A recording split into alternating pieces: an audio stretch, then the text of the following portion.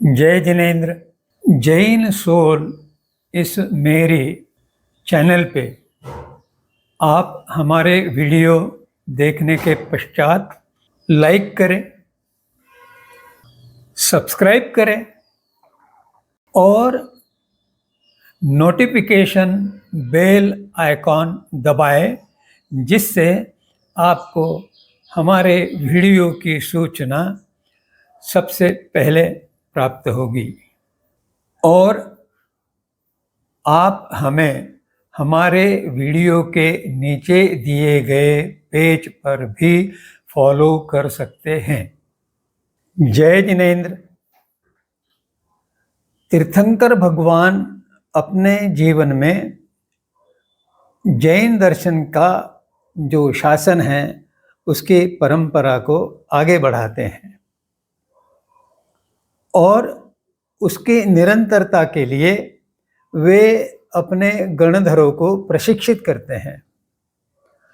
उन गणधरों में से अंतिम गणधर आचार्य पद पर स्थापित होते हैं, स्थानापन्न होते हैं, और उन आचार्यों के कारण यह परंपरा निरंतर आगे बढ़ती रहती है। इसी कड़ी में आगे उपाध्याय ये मंगल पद 4 के स्वामी का प्रवेश होता है, स्थान होता है, क्योंकि अनेक उपाध्यायों में से ही एक आचार्य का चयन होता है, जिससे आचार्य परंपरा अखंड रहती है। आज हम निरंतरता की यात्रा में उपाध्याय भगवंतों के संबंध में जानकारी प्राप्त करेंगे। उपाध्याय भगवंतों का दायित्व है दर्शन का प्रचार, व्याख्यान प्रवचन, खंडन मंडन, जागरण और प्रेरणा। ये 5 मुख्य उनके कार्य हैं। अब दर्शन प्रचार यह व्याख्यान प्रवचन के द्वारा होता है और उसके साथ कुछ विशिष्ट विषयों पर धर्म चर्चा के माध्यम से, जैसे स्तोक संग्रह, इनके माध्यम से और अधिक प्रचार होने में सहायता मिलती है।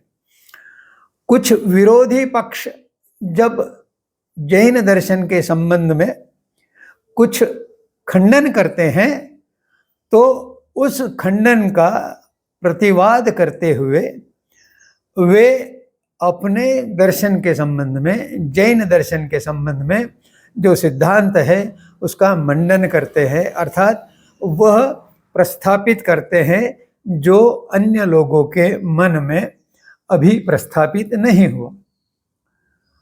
अनेक जैनी अपने घर में ही बैठे रहते हैं, उन्हें जैन दर्शन के संबंध में कोई रुचि आस्था नहीं होती है।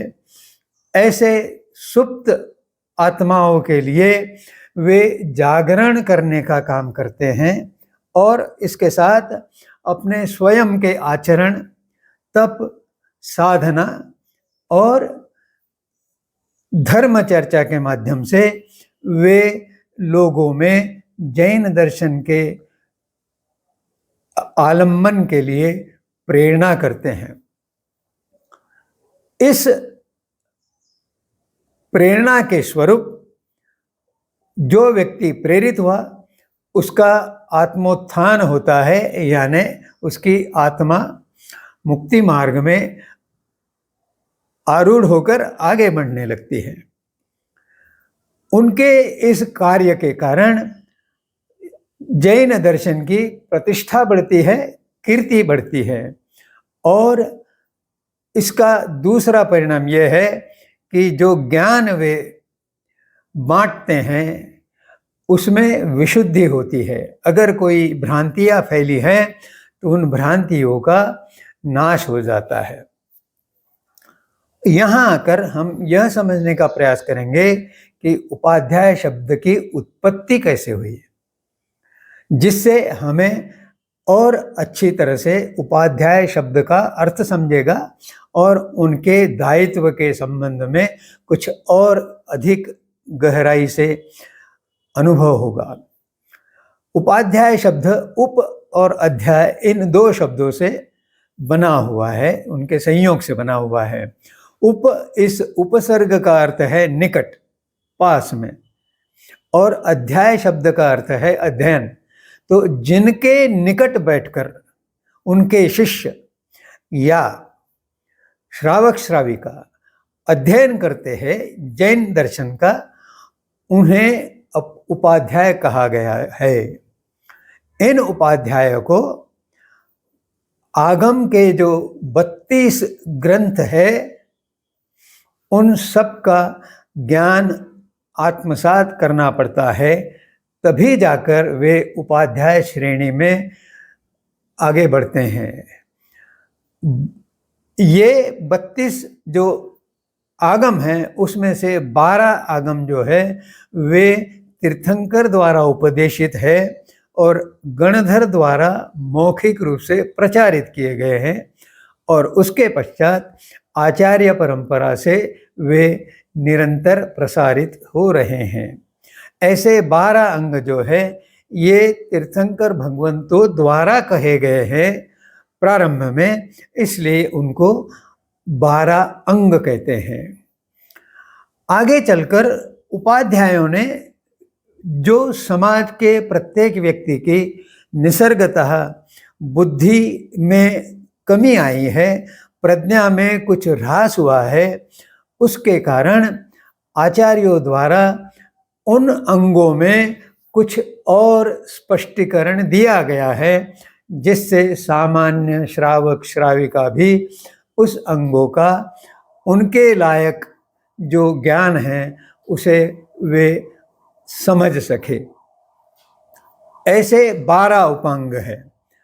फिर उसके पश्चात 4 मूल सूत्र हैं, जिसे तीर्थ और संघ रूप के जो समाज है उसके लिए ये विशिष्ट रूप से रचना की गई है, जिससे वे उनका अध्ययन करने से मूल ज्ञान प्राप्त कर सकते हैं। इनमें उत्तराध्ययन सूत्र और दशवैकालिक सूत्र प्रमुख है। इसके पश्चात 4 छेद सूत्र है।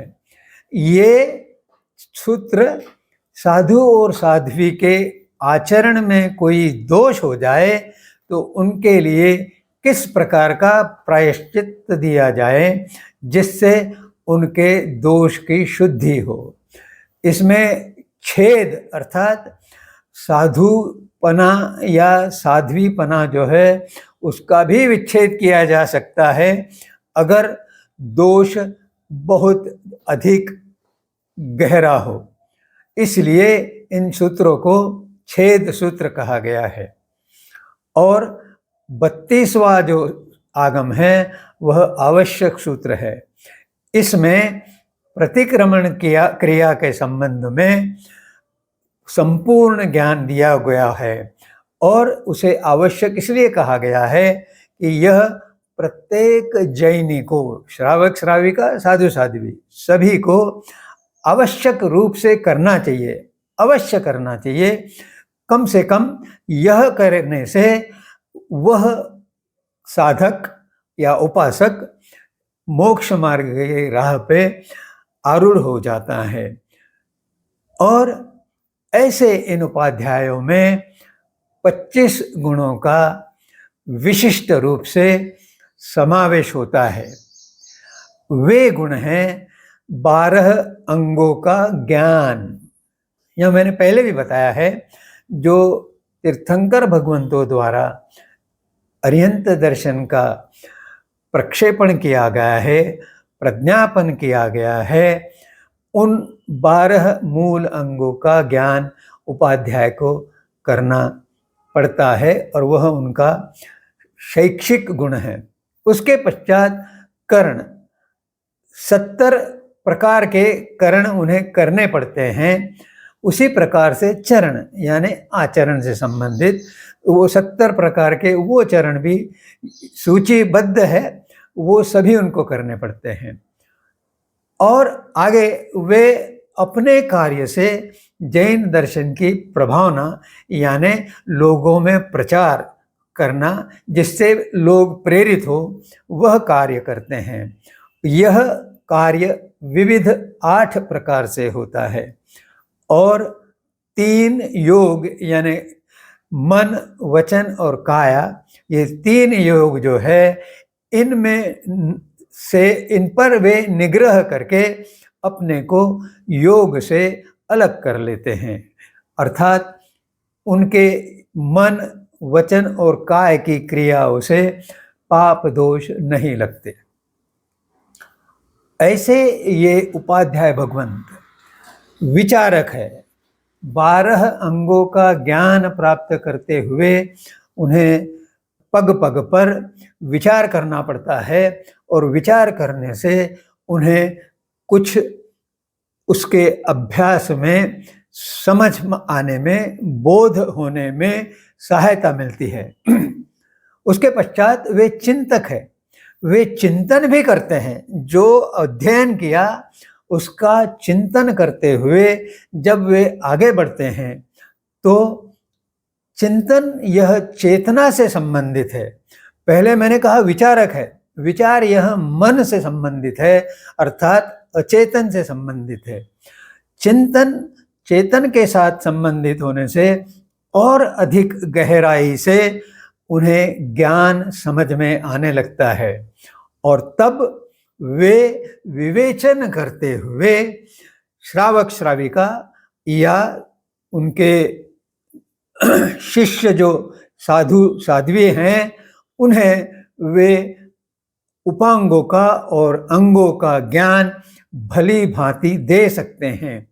अगर कोई शिष्य या श्रावक श्राविका उन्हें प्रश्न पूछते हैं तो उनके विवेचन के द्वारा, धर्म चर्चा के द्वारा वे उनके प्रश्नों का, उनकी शंकाओं का और उनकी जिज्ञासाओं का समाधान कर सकते हैं। इसके आगे वे अर्थ गवेषक है, अर्थात जो शास्त्र है, आगम है, वे कम शब्दों में बहुत अधिक अर्थ लिए हुए। तो जैसे जैसे गहराई से ज्ञान बोध होने लगता है वैसे वैसे और अधिक गहन अर्थ की परतें उपाध्यायों के मस्तिष्क में और चित्त में उभरने लगती है, खुलने लगती है और जब ये खुल जाती है तो वे और अधिक गहराई से अध्ययन करते रहने से अर्थ गवेषक बन जाते हैं और वे तब जाकर अंगों का यानी शास्त्रों का निरूपण बहुत अच्छे प्रकार से कर सकते हैं। और जब कोई विरोधी अन्य दर्शन के कोई लोग जैन दर्शन के संबंध में कोई प्रश्न उपस्थित करते हैं, किसी सिद्धांत को गलत बताने का प्रयास करते हैं, तो उनसे वाद विवाद करते हुए जैन दर्शन की सच्चाई प्रस्थापित करते हैं। इस प्रकार के विभिन्न अंगों पर विचार करते हुए वे अपने ज्ञान की श्रेणी में बहुत आगे बढ़ते हैं। इतने विवेचन के पश्चात आप सबसे यह नम्र निवेदन है कि अपनी शंकाएं कमेंट सेक्शन में प्रेषित करके मुझे उपकृत करें, जिससे मैं आपकी शंकाओं का समाधान करके उन्हें निरस्त करूंगा। जय जिनेंद्र।